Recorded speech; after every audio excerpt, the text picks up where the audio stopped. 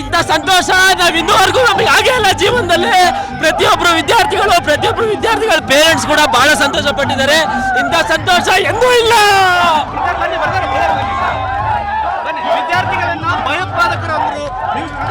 ನಮಗೆ ಅವ್ರು ಯಾರು ಗೊತ್ತಾ, ದೊಡ್ಡ 420 ನಮಗೆ ಭಯೋತ್ಪಾದಕ ಅಂದ್ರಲ್ಲ, ಒಂದು ದೊಡ್ಡ 420 ನನ್ನ ಮಕ್ಕಳು ಬೇರೆ ದಾರಿ ತಪ್ಸಕ್ಕೋಸ್ಕರ ಅಡ್ನಾಡಿಗಳಂಗೆ ಅಂದಿಯಾರಷ್ಟೇ. ಅವ್ನು ಯಾರೋ ದೊಡ್ಡ ಅಡ್ನಾಡಿ ನಮ್ಮನ್ನ ಭಯೋತ್ಪಾದಕರು.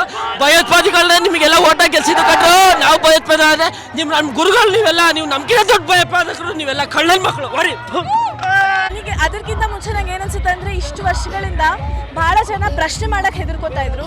ನಾವು ಇವಾಗ ನನಗೆ 25 ವರ್ಷ, ನಾನು ಓದಬೇಕಾದ್ರೆ ಪ್ರಶ್ನೆ ಮಾಡ್ಬೋದು, ಏನಾದರೂ ಹೋಪ್ ಇರೋದಂತ ಇರಲಿಲ್ಲ.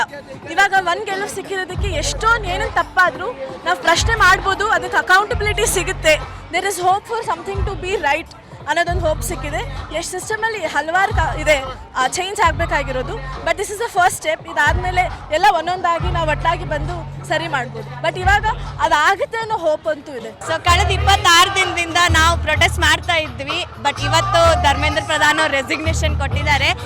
ಇಷ್ಟು ದಿನ ಕೇಳಲಾರ್ದ ಸರ್ಕಾರ ಇವತ್ತು ಸ್ಟೂಡೆಂಟ್ಸ್ ಪ್ರೊಟೆಸ್ಟ್ಗೆ ಕಿವಿ ಕೊಟ್ಟಿದೆ. ಅದು ಒಂದು ಒಳ್ಳೆ ಸುದ್ದಿನೇ. We are very happy about it. ನಾವು ಸ್ಟೂಡೆಂಟ್ಸ್ ಯೂನಿಯನ್ ನಮ್ಮ ಸಪೋರ್ಟ್, ನಮ್ಮ ಯೂನಿಟಿಯಿಂದ ಈಗ ಧರ್ಮೇಂದ್ರ ಪ್ರಧಾನ್ ರಿಸೈನ್ ಮಾಡಿದ್ದಾರೆ. ಹಿಂಗೆ ಎಲ್ಲ ಕರಪ್ಷನ್ ಪ್ರಾಬ್ಲಮ್, ನಮ್ಮ ನಾಡಿಲ್ಲ ಇರೋ ಎಲ್ಲ ಪ್ರಾಬ್ಲಮ್ಗೆ ನಾವು ಸ್ಟೂಡೆಂಟ್ಸ್ ಮೂವ್ಮೆಂಟ್ ಮಾಡ್ತೀವಿ. ನಾವು ಪ್ರಶ್ನೆ ಕೇಳ್ತೀವಿ, ಆ ಪ್ರಶ್ನೆಗೆ ಗವರ್ಮೆಂಟ್ ಜವಾಬ್ ಕೊಡೇ.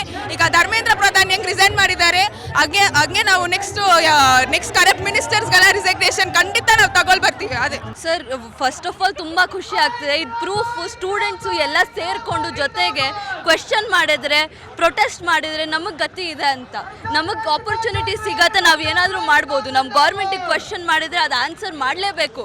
ಮಾಡಿಲ್ಲ ಅಂದರೆ ಬೇರೆ ದಾರಿ ಇಲ್ಲ ಅದಕ್ಕಂತ ಪ್ರೂವ್ ಮಾಡುತ್ತೆ.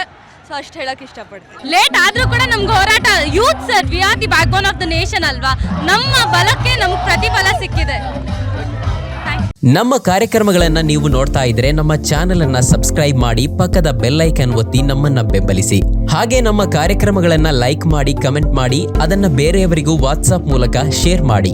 ನೀವು ಹೀಗೆ ಮಾಡಿದಾಗ ನಮ್ಮ ಚಾನೆಲ್ ಇನ್ನಷ್ಟು ಮತ್ತಷ್ಟು ಜನರಿಗೆ ತಲುಪಲು ನೀವು ನಮ್ಮೊಂದಿಗೆ ಸಹಕರಿಸಿದ ಹಾಗಾಗುತ್ತೆ. ಇದು ನೀವು ಯಾವುದೇ ಖರ್ಚಿಲ್ಲದೆ ಕೆಲವೇ ಸೆಕೆಂಡುಗಳಲ್ಲಿ ನೀಡಬಹುದಾದ ಸಹಕಾರ. ಧನ್ಯವಾದಗಳು.